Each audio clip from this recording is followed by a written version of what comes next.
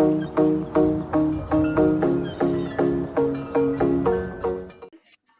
you all to the Interview with Inspiration, initiative by Skills Rediscovery. Skills Rediscovery is an e-learning platform and Asia's largest skill-based platform. Again, I welcome you all. I am Nidhi Jain, working as a project management intern at this platform.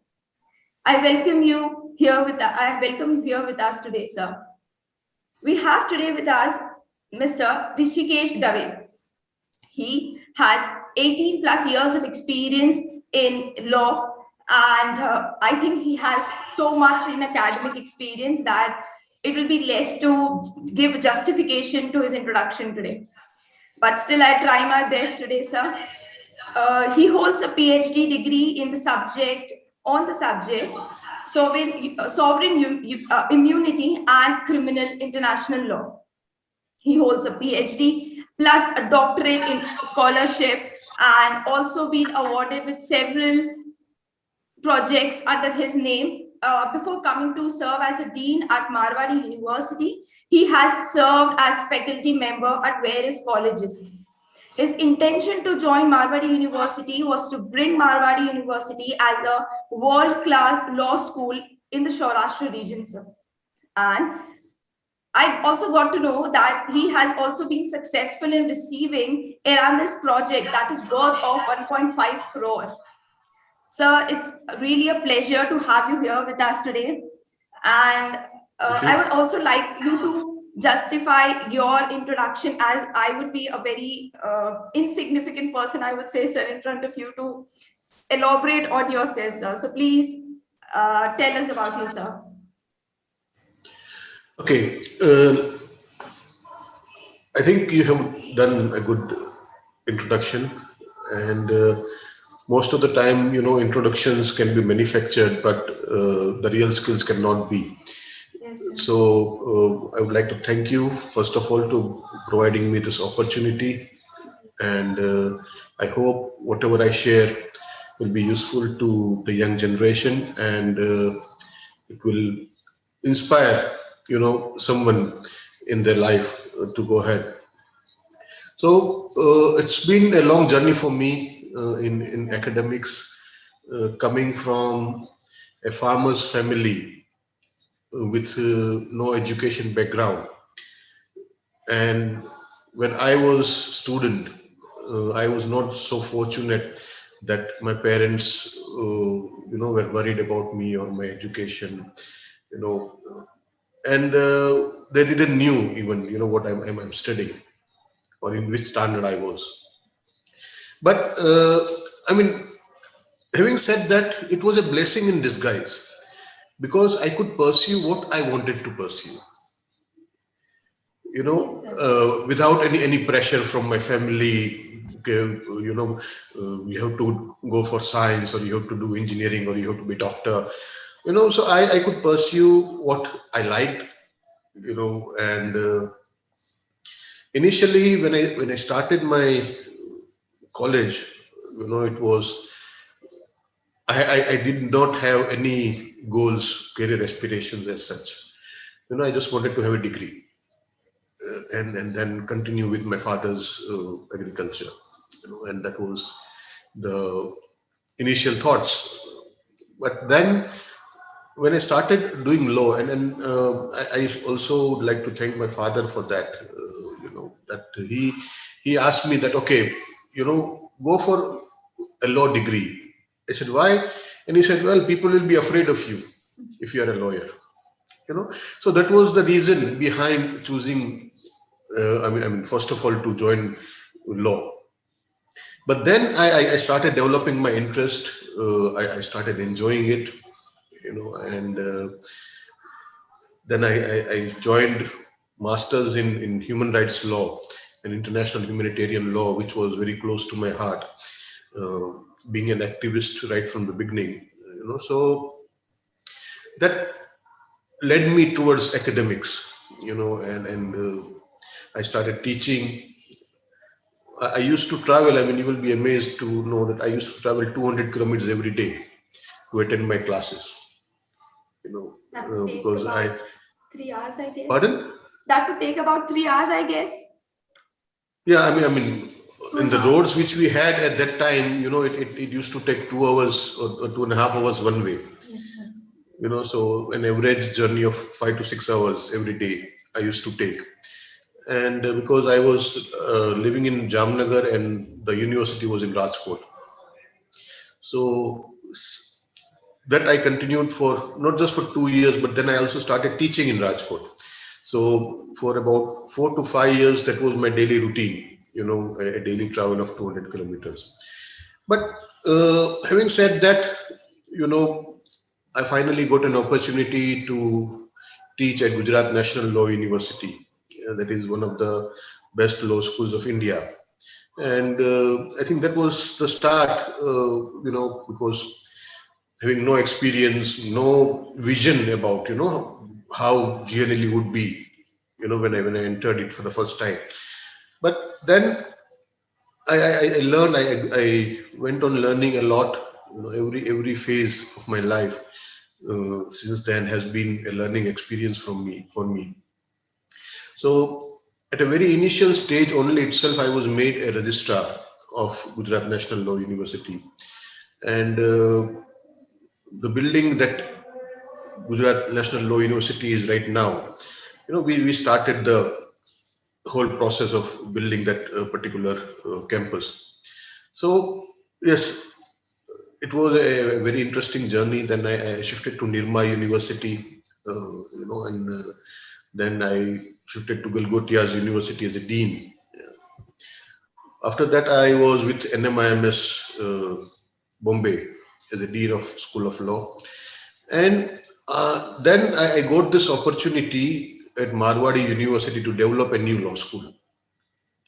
And that was a very conscious decision I took, coming from Bombay to Rajkot, to a very small city, with a dream that I will be able to, you know, come out with a institution that is par excellence in this particular region from where I belong to. And it has been 4 years since then I have joined Marwadi University. We are doing good. We are progressing slowly but strongly. And I'm pleased that we just don't have students from local areas, that is to say Rajkot and Saurashtra region, but we also have students from India and also from 7 to 8 other countries at Faculty of Law, Marwadi University. So it has been a good, interesting journey, a lot of eventful journey, with a lot of good experiences, bad experiences. But the bottom line was every experience gave some learning, Yes, it is and really. that I'm trying to put into action now. Yes, sir, it was really inspiring. It is an inspiring story. Sir, I would like to know what draw your attention towards coming into teaching profession or basically teaching, sir. Well, teaching, most of the students feel, and when I was also a student, I felt that, I don't want to be a teacher, That's you know, yes. because being on the other side was always very, think that, हम जो teachers को कर रहे हैं वो कोई हमारे साथ करेगा, so it was not a thing which I was looking forward to. But as I said, when I started doing my master's LLM degree in human rights and humanitarian law, that time our department of the university was very new. I mean, we were the first batch. So we were lacking infrastructure, we were lacking books, we were lacking resources. And at that time, there was one subject which I was asked to teach to my own colleagues, my own batchmates. And that started my interest in teaching. I started enjoying it because to teach is also to learn, and we had to read a lot, I had to learn a lot in order to give, average, even now, I take about 2 to 3 hours time to prepare for 1 hour lecture.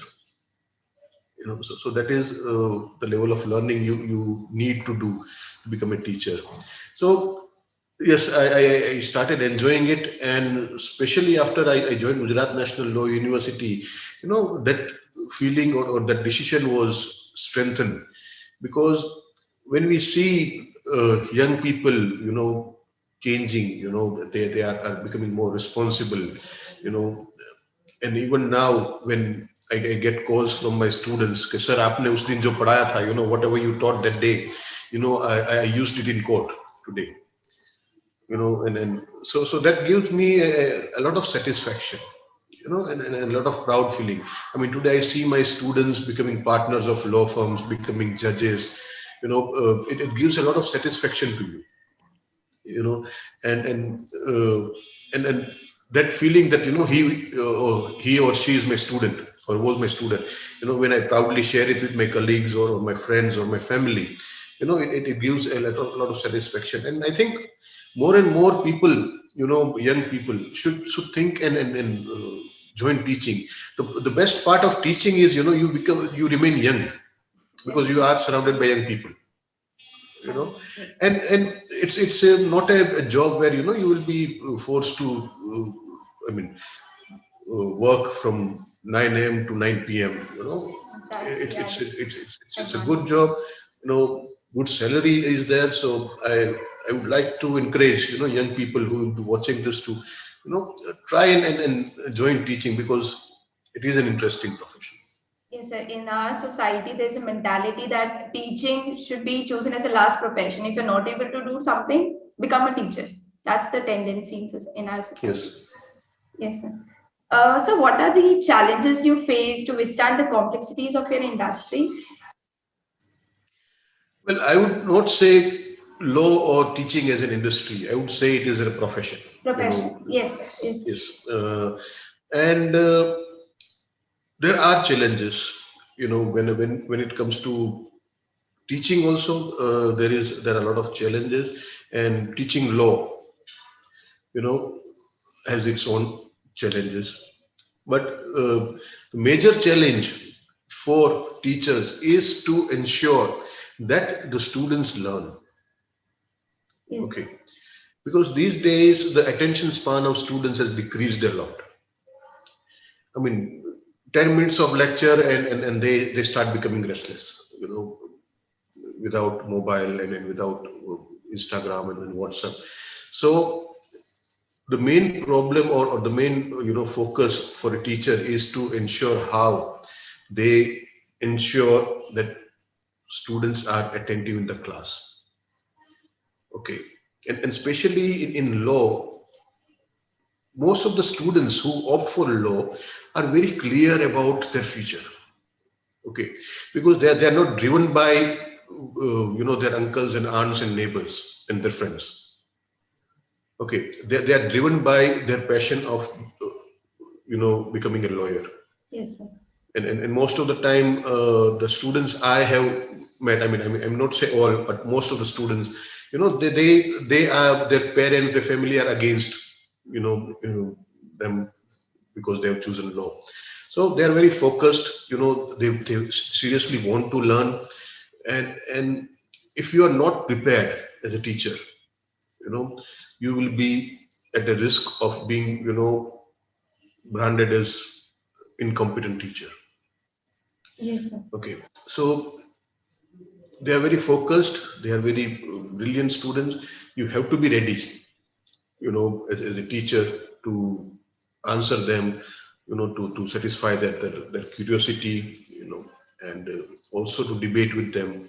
And most of the time, law students, whatever we teach, they first, I mean, we are the first hand people on whom they try and Practice practice on. those skills, so you have to also be ready for that also.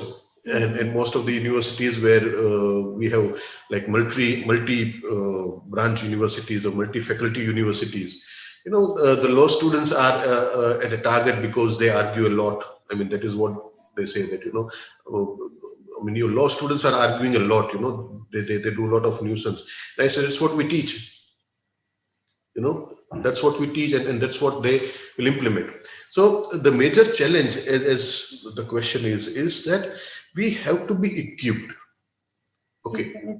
Mhm. we have to be equipped with not just law, but the case laws, the intricacies that are involved in it, and if you For example, if what I was teaching 5 years back, or even 2 years back, if the same thing I'm going to teach now, it will not work. Yes. Okay, because the industry or the profession is developing so quickly. The situations are developing so quickly. We cannot use what was there 5 years back. Even now. Yes, sir. So that has been a major challenge which I feel, in teaching profession. In legal profession, I mean, I hope you won't mind me giving a very elaborate answer. No, But sir, not at all. in legal profession, the major challenge for each and every law professional is that they are strong with the subject knowledge. Okay, but they many times lack the application of it. Okay, so for example, there is a law, and that law is against your client, okay, or against you. How to use that law that goes into your favor.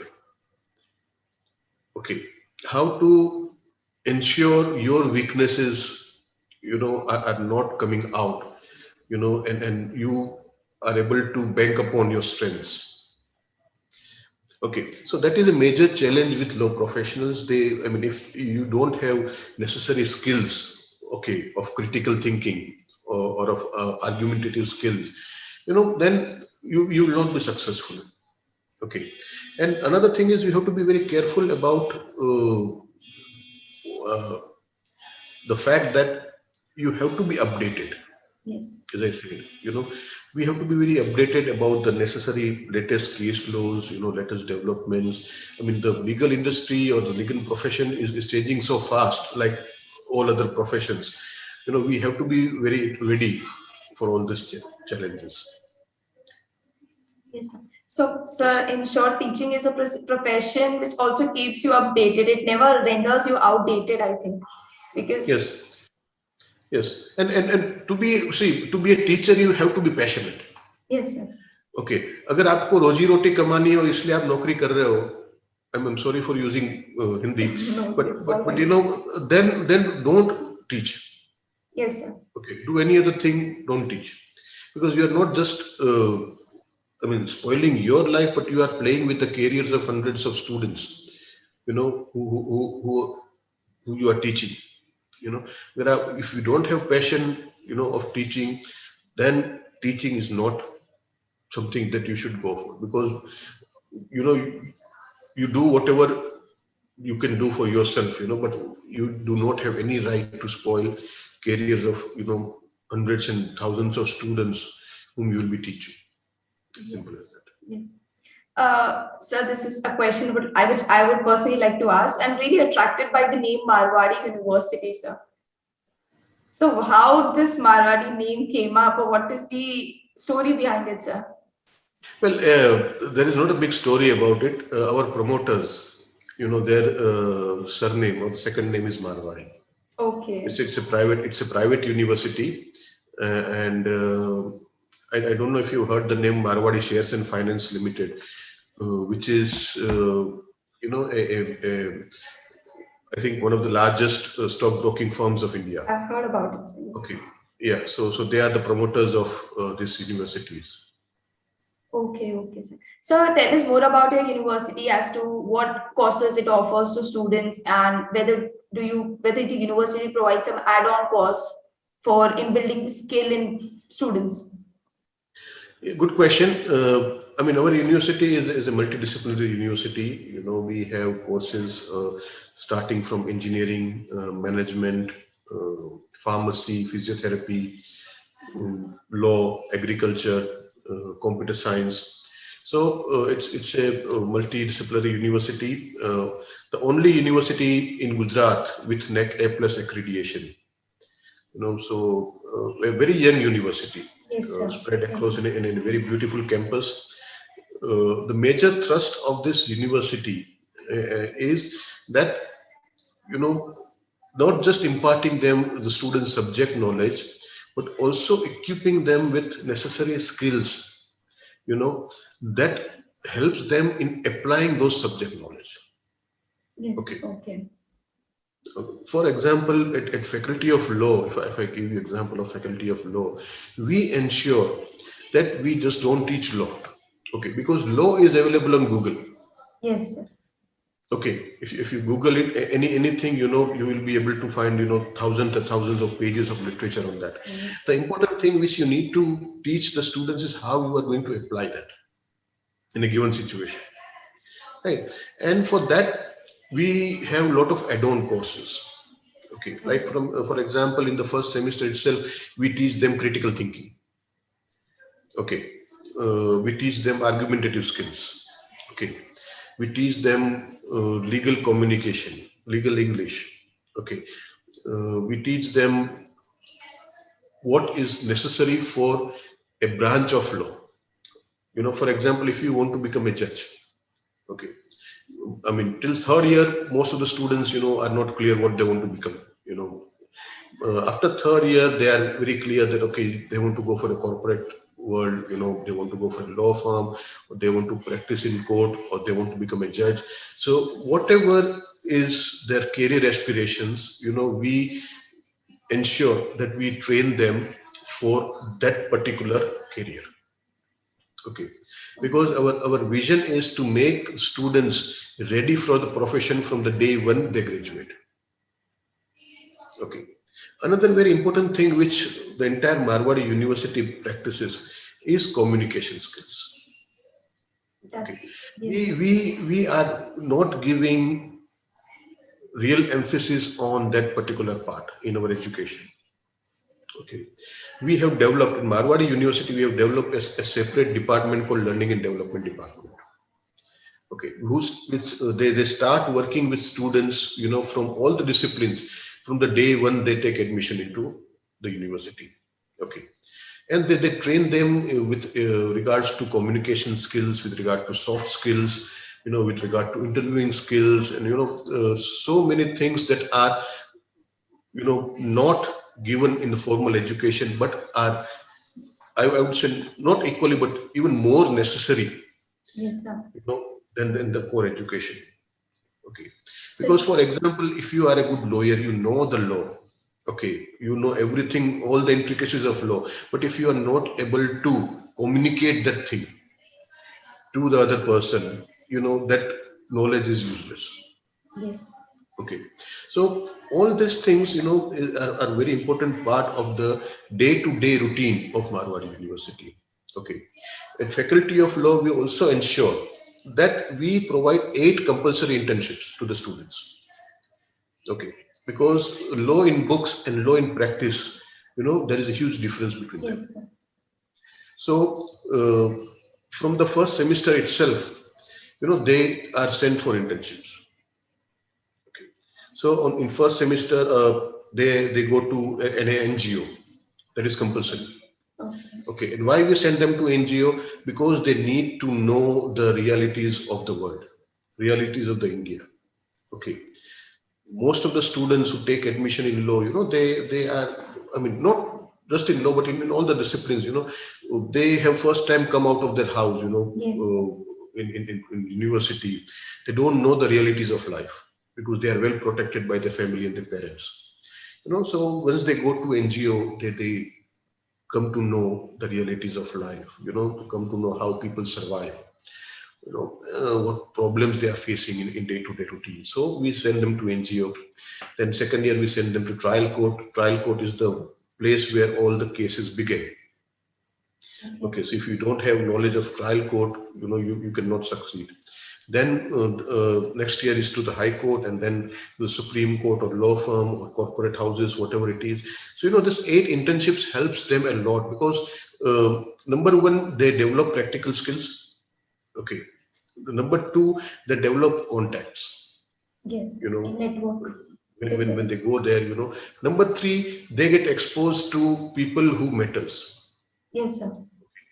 For example, if they are working with a law firm partner for 1 month, I mean, if I was a law firm partner, and I want to hire a person, I will try to hire a person whom I know for a month, whom I know that how he works, what is his working style, whether he will be able to, accumulate or get into the culture of the law firm, right? Rather than interviewing a person for 1 hour, and deciding on that 1 hour interview where he will only talk what is good about him. Yes, sir. So I mean, internships play a very important part for all the students. I mean, not just for law. Yes, It is sir. equally important for all the streams, all the professional courses. So that is also something which we profusely do. Okay, So so it's a sir, very good place to study, not just study, but I mean your overall development. yes, sir. So you mentioned that as an add-on course, you're teaching critical thinking, analysis, how to do analysis. So what is the method you're taking, you're approaching to? Most of the time, while teaching all these courses, which are professional courses, I would say, or skill development courses, I mean, we try to approach it in a very practical manner. Yes, sir. In a workshop-based mode, we teach them. So it is most of the time they are, lot of practical exercises that they have to perform. So we don't have a formal exams sort of thing for those courses. Okay, there is regular evaluation, which takes place based on the practical approach or the practical workshops that they do. So most of these courses are workshop based. Most of the courses are, all full of what is it, practical Practical. exercises. Okay, sir. Sir, where is your current profession stance? Like, what is the current development? What is the how students are approaching law? Whether there's a huge enrollment or people are actually not taking law these days. So, what is the current scenario, sir? Well, the current scenario is that more and more students are now, attracted towards law. The reason being, there are two things, which are acting upon it. Number one is that all the other mainstream courses are losing their charm. Yes, sir. Okay, I mean, except for medical, or that is to say pure MBBS sort of degree, most of the mainstream professions have reached a saturation stage. Okay, I'm not against any profession Yes, or sir. against any skills, but let me take I mean an example of, say, let's say engineering. You will find an engineer every second home Yes, sir. in Definitely. the country. So the problem which other streams are facing, I mean law is also facing that thing. I mean law is not an exception, but they are, students, as you rightly observed, are not equipped with the skills. Yes, sir. And that is the most necessary thing. I mean, they know the definitions, and the processes, but how to convey that to your employer or to your client, that has to be uh, taught at the very basic level. So when I'm talking about law, it has tremendous opportunities because law is something which is applicable to everyone. Yes, sir.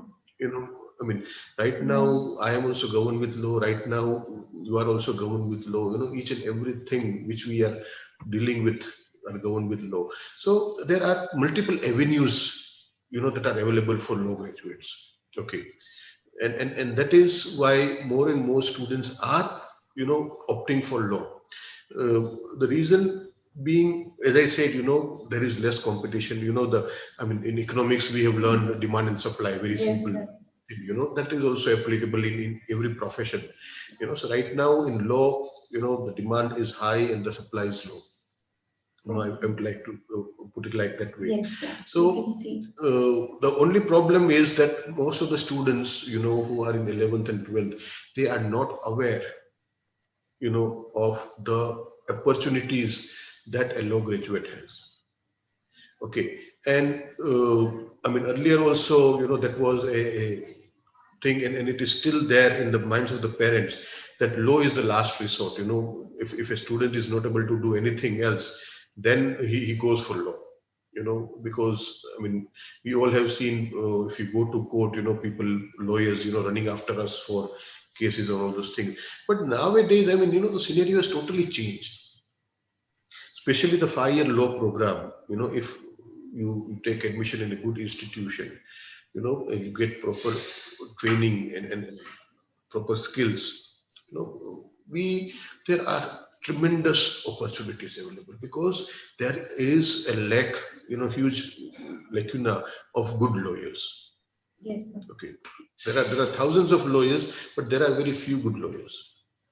Okay, so if you have taken the right approach towards your education, you can be a good lawyer, and for a good lawyer, there is no stopping.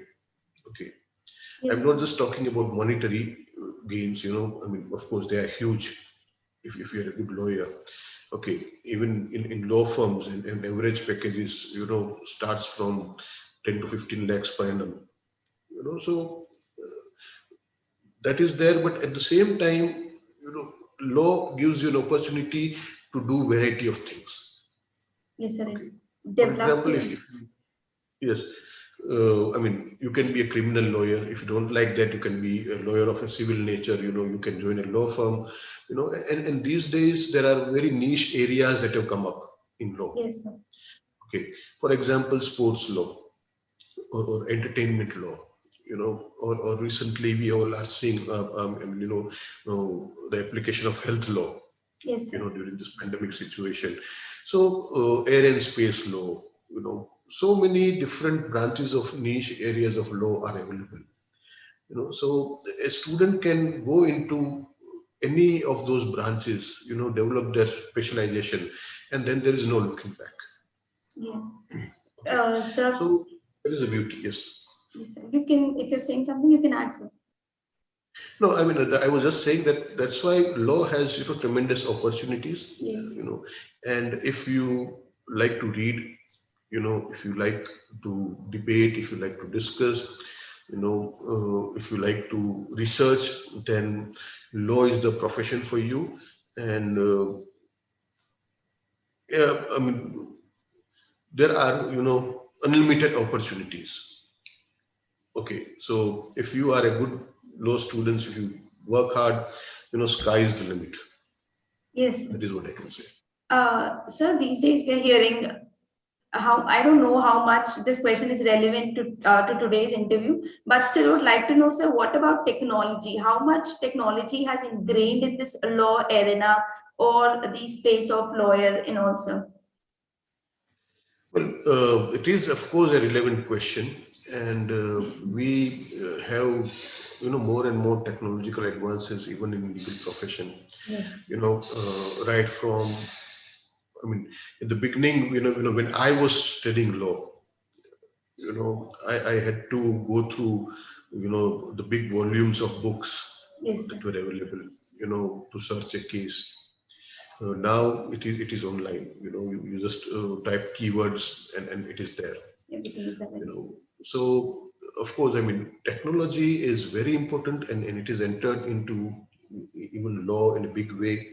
Artificial intelligence has been taken. I mean, taking a lot of things, or doing a lot of things for lawyers. So yes, technology has definitely helped the legal profession as such. Because now we have become more advanced, more, our research is more refined. Okay, we come to know about what happened in, for example, say Delhi High Court, the day it happens, or what happened in Supreme Court the day it happens. Yes. And we also get the full judgment, Mm. immediately Yes. online. And especially now, the steps Supreme Court is taking, especially Justice Chandrachud, in making online courts, okay, virtual hearings. Of course, I mean, we cannot, or we will never be able to do away with physical, hearings, okay, because it has this different charm, the different logics, because law is not just plain law, it has a lot of emotions in it, and that one can express only when they are physically face to face. But yes, most of the things, have become online now. Now, many courts for example, Delhi High Court, has become almost paperless. Okay. Now judges have started using technology, reading case briefs from a tab or from a laptop, arguing in courts online. So, of course, I mean, technology has aided law a lot. And at the same time, again, it's not a relevant answer I'm giving, but technology has also raised the incomes of lawyers also, because there are a lot of disputes that happen because of technology. Okay. Because of technology, world has become a small place. Yes, sir. Definitely. People have started interacting more and more. And when people interact more, that will lead to more problems and more issues. True, Okay. true, sir. Not right. And that is not just in the sense of business, even in personal life. Okay. I mean, because of technology, we have, we are interacting more. We are creating more problems. Yes. And when the problem occurs, that's a game for lawyers. So yes, it is also helped, because I mean now transnational litigation, or issues between companies that are situated in different places of the world. Okay, or individuals that are sitting in different places of the world, they have increased, and as a result, lawyers have also started becoming international in nature. Earlier, I mean, the lawyers, for example, in India had to talk about only Indian laws. One must be aware of about only Indian laws. But now they have to be equipped with, laws of other countries also. Many of the law firms in India, they have special desks, for example, for China, or for European Union, or for USA. So and because I mean every day we are interacting with them now. Yes. So that is also a plus point that has happened for law profession because of technology. Yes, sir. So we have been talking about education so much. I would like to know your take on a national education policy, sir. Okay, interesting question. It's a very impressive policy. Okay, I no doubt about it. I mean, we have come out with a policy which will definitely help the students a lot. Okay, but the only problem is that the aspirations are very high in that education policy. The plans are very, very high, very, very complicated, and I am seriously doubtful about how we are going to apply those things with the limited resources that we have. Yes. Okay, I will give you an example. National policy education policy says that now there will be no university which will teach only one subject, or one area. Okay, all the university must be multidisciplinary university.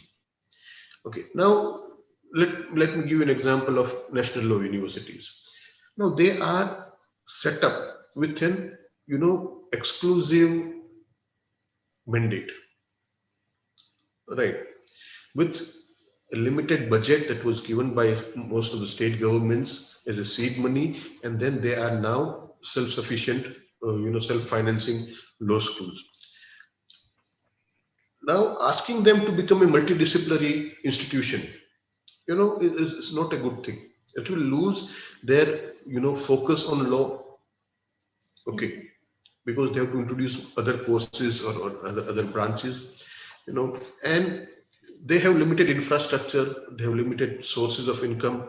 How they are going to start Multiple. other branches, again a big question. Education policy says about multiple exit option for students, right? Now the problem with India is, I mean, this is something which you should I mean, it's funny also, and it's concerning also, right? Problem with India is that we are totally dependent on numbers. Okay, for example, if you want to take admission, you need to have a number, Yes. right? A percentage, right? Either in your entrance test or in your 12th or 10th Yes. or whatever thing is, right? Uh, then even it, for example, if you want to apply for civil services exam, or anything like that, okay, you should be a graduate with certain percentage of, Certain percentage. marks and all those things. Now, if you are allowing student to exit from, in 1 year or 2 years, of education, giving them a degree or diploma or certificate, you know, how they will be able to apply for all these jobs, Yes. and what will be their employability standards? Okay, nobody, for example, in law, I mean, if I talk about law, Bar Council of India needs that, a person should have done law either 3 years or 5 years. Okay. And if you, then only they will be able to sit for exams of Bar Council, All India Bar exams, AIBE, and then only they will be able to enroll as a lawyer so that they can practice law. Okay, now, for example, if a law student drops out from first year, after first year, he will be given a certificate of lawyer or something like that. Now, what will be his future? Okay, because he will not be qualified to sit for the bar exam. Yes. Because he does not have a law degree. Okay, and without him being a lawyer, he will not be able to appear in court. So ultimately, he will end up doing, becoming a clerk or something like that. And that any person can become. So that is another thing. The third thing, which is very important, and which is that how universities as of now does not have manpower or resources. Especially, I'm saying about state universities. Okay, government-run universities, even to run the present courses, the present education structure successfully. Okay, most of the universities are facing with shortage of faculty members. Okay, resources. Now giving them this choice-based credit system, like for example, if you are an engineering student next year, if you feel that you want to study arts, okay, then the education policy says that yes, you can do that. Yes. Okay, but whether will you be able to gain access to those resources, or those education, the courses which are stipulated? That is again a big question. So, of course, I mean, an excellent policy, but it will require, a Herculean task to implement that, and with the limited resources that India has, we will take a lot of time in making it a reality. Yes. So it basically means that, I don't know, but I have drawn the conclusion that it's too much ideal for now. Yes, it is idealistic, but I mean, at least now we have something to achieve. To be achieved, yes. And that is a good thing. Another thing which I wanted to discuss about the new education policy, which I have been discussing a lot with my students and my colleagues, is that there is emphasis on skilling students, but one major thing which is lacking in the new education policy is that that policy is only focused in producing workers and not leaders. Yes.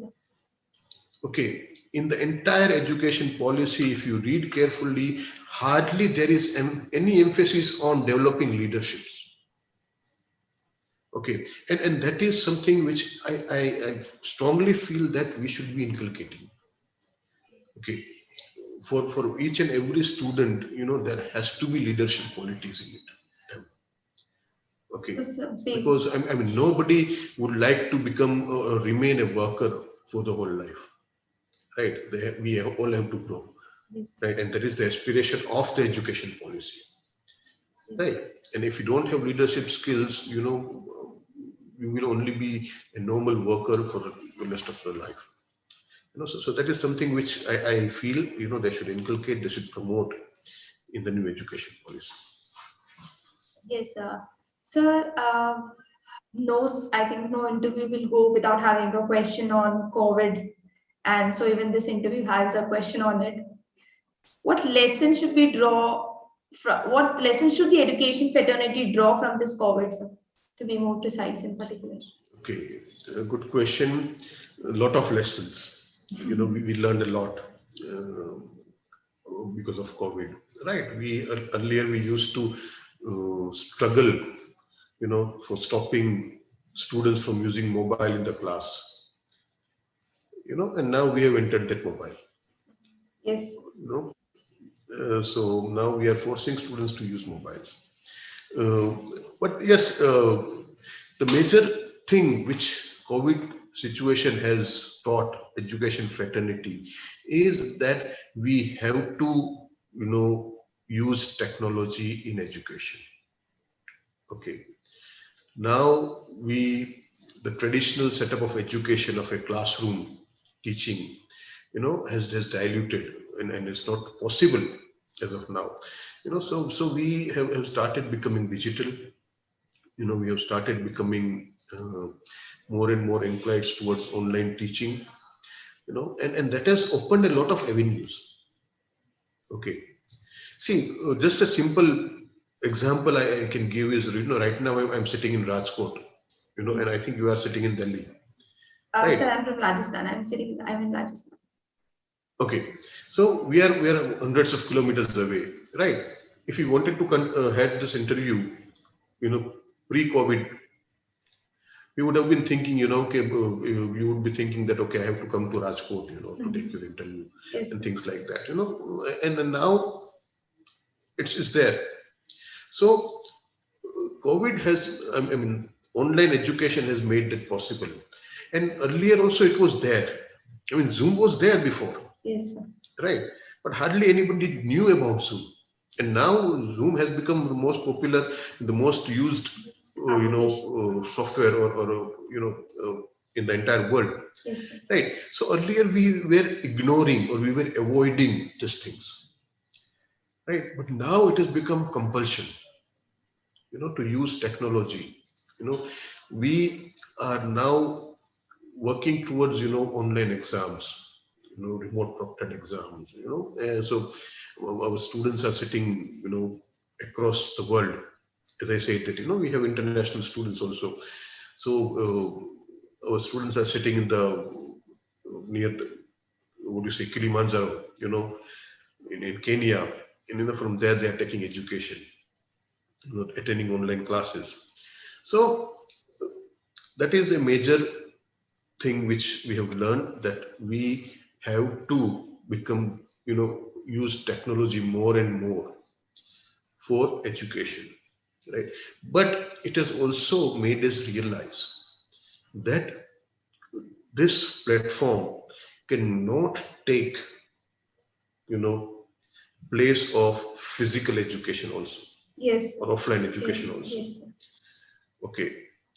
I mean, that education which we are able to impart, face to face, has much more penetration, because we know, from that whether student is understanding the thing or Yes. not. Now that is not possible.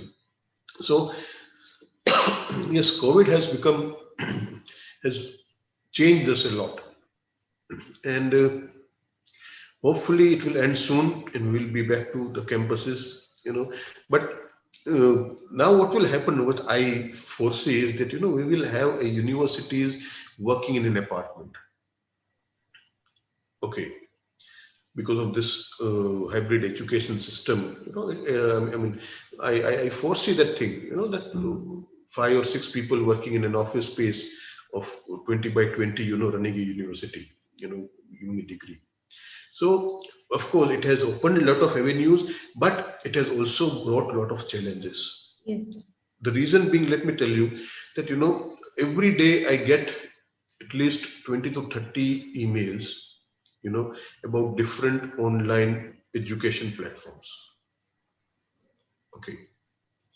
And so everybody has started giving the certificate courses or Yes. things like that online, and even when there is no substance to it, lot of such institutions come up overnight. So we have to be very careful, and the students, have to be very careful before enrolling to any course online, right? I mean, even the Coursera or Unacademy and Byju's and a lot of these things and have started and cropped up. But what is necessary for the student is to understand, whether whatever skills they are trying to get, whether they have been given by those courses or not. Yes. Okay.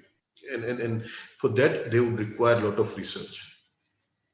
Okay. So nowadays, I mean, a student has to be very careful, you know, otherwise they'll be losing money, they will be losing resources, time and energy doing some courses which at the end of the day teaches nothing. Yes, sir.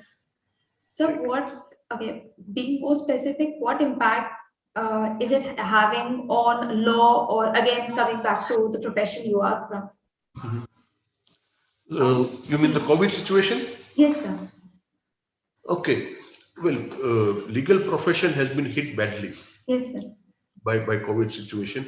The reason being most of the district courts, most of the lower courts, are closed for at most more than 1 year. Yes, sir. Okay, so because there are no cases going on, there are no judgments coming, the lawyers are facing a lot of issues, especially those who are working in lower courts. And that is an unfortunate thing in this entire situation, that education and justice has suffered the most. Okay, I mean that is the last priority, and on the other end, it has to be the first priority. Yes, sir. I'm not giving you the answer of your question exactly, but education of the young people has suffered the most because of the COVID situation. It has to be thing that has to be opened first. सबसे पहला concentration होना चाहिए था government का कि सबसे पहले schools चालू करें. But unfortunately that is not happening. Yes. And same is with law profession.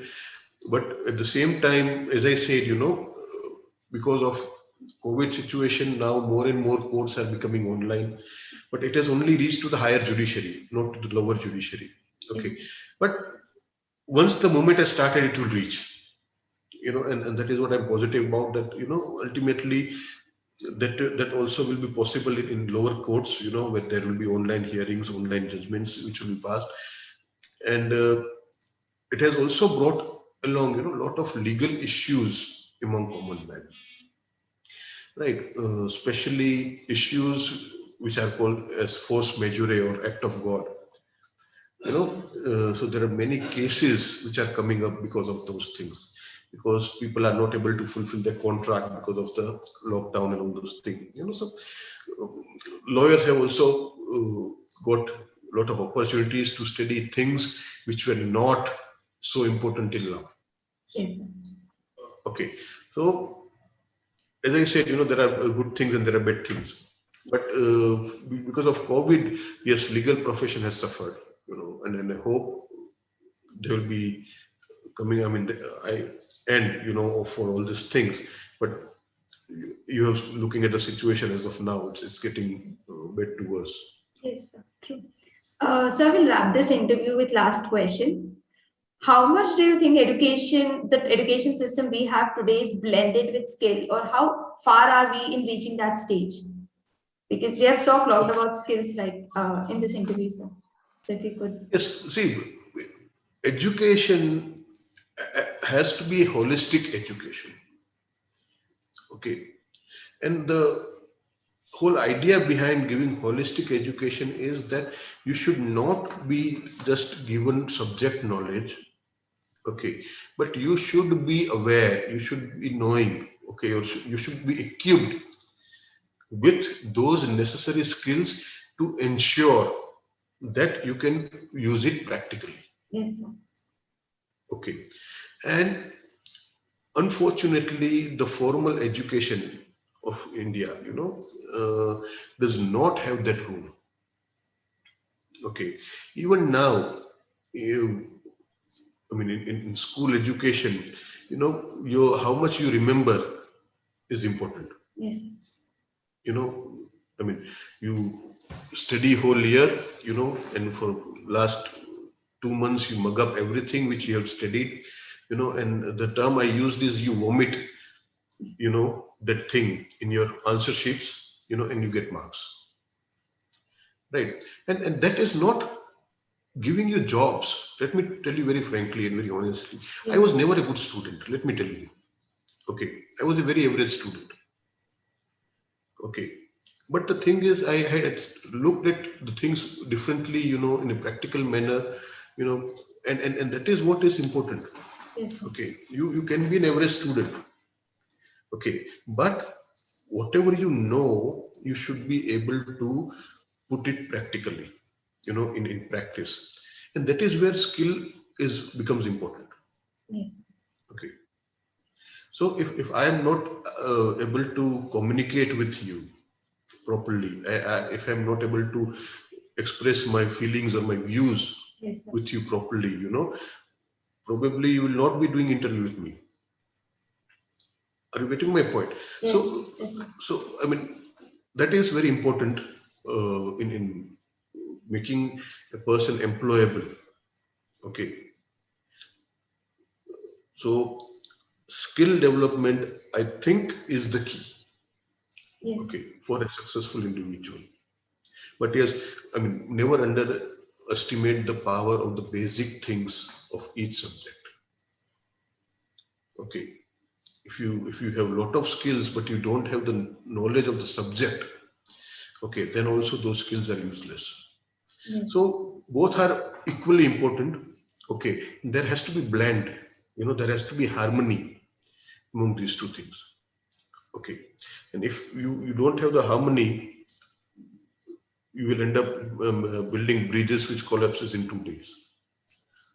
So do you think I our mean, education system? we have a lot of examples. We have seen that a huge bridge is built, and before it is used, it comes down. Yes, sir. So we don't want that type of engineers. In short, we need engineers who have the subject knowledge, and as well as practical skills. Yes. Right. That happens in every profession.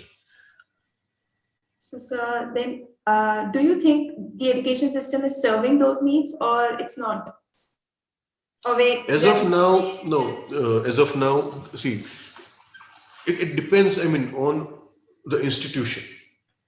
Okay, but most of the institutions are focused on formal education. Yes. And they're not focusing on skills. Okay, and this does not start when you reach higher education, when you reach college. Okay, this has to be inculcated while you are a student in the school itself. Yes. Okay, so present education system unfortunately does not have that.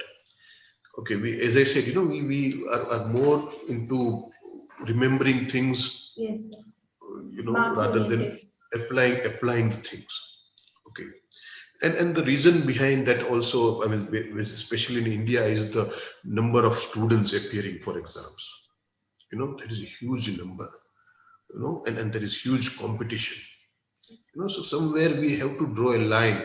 you know we have to go to numbers, because we cannot judge each and every students, individually, uh, about his skills and about his knowledge and everything.